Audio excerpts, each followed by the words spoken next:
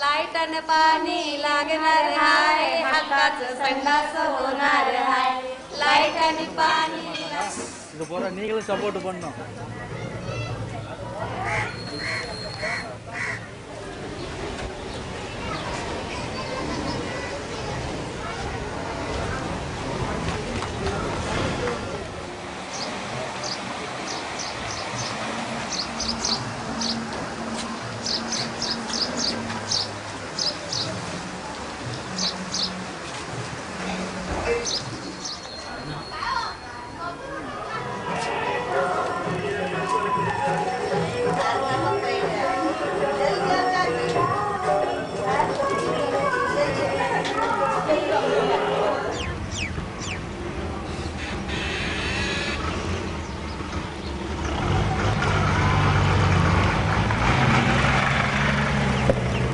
मुझे बताया गया है कि ये विभाग जो है शिवाजी नगर ये धारावी से भी बढ़ के बड़ा स्लम हो गया है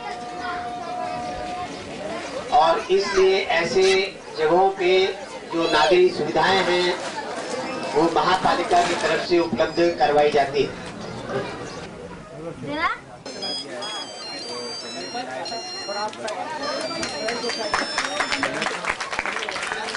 इस शौचालय के प्रोग्राम की जो प्रमुख विशेषता है वो ये है कि इसमें आप सब सहभागीदार हैं।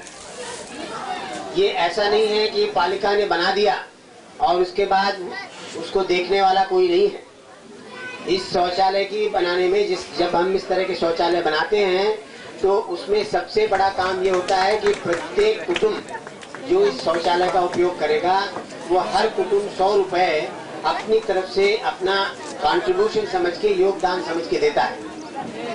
एक उसके लिए यहाँ पे कम्युनिटी बेस्ड ऑर्गेनाइजेशन उनकी एक संस्था बनाई जाती है, जैसे यहाँ पे हनुमान सेवा मंडल या की संस्था है जिन्होंने इसकी जवाबदारी ली है। We had construction. First was the approach. The lead was too much.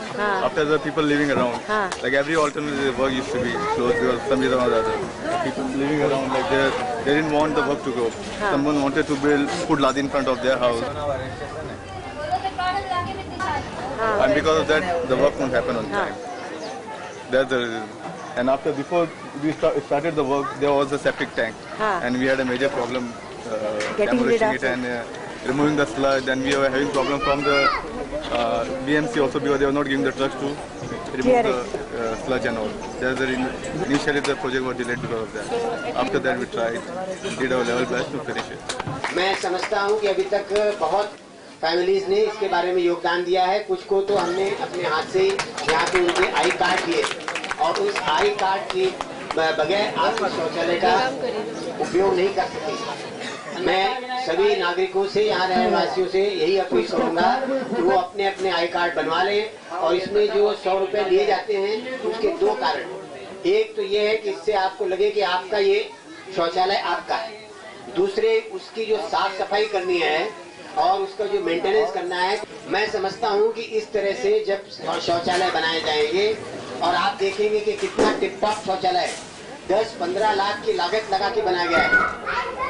This challenge of creating these sort of things in the middle of... This is a toilet? No, I thought it was a house. I really thought it was a house. तो इसका पूरा concept, इसका पूरा जो विचार है वो बिल्कुल अलग है।